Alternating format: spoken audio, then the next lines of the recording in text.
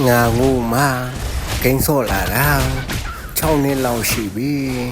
အခုထိစော့တဲ့ရက်တိုင်းဖာနီယိုကိုင်တော့စကေးဒီရလဲဆောင်ရန်ကောင်းကြလက်ကျိုးတစ်ခါဆွဲသုံးကောင်းဖြစ်ချင်တာကိုပြောတာပါငိုမှအခုတော့ဒီကြတယ်တိတ်တော့ကစကေးပြတဲ့ဗီဒီယိုတွေတွေ့ရင်ပြေးကန်မိတာ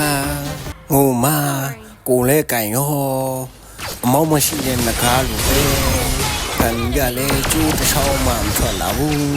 တီကြတယ်ငိုမှတွေးနေလို့ကိုပါလာကိုအင်ကူ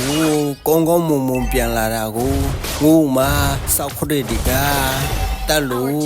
ကြည်နေခရစ်ဒီခွင်းမသားလေးတွေတက်လို့သေးရတယ်လို့ရှိသေးငိုမှပေးခြင်းနဲ့မိတ်စိတ်ကတော့ Defeat.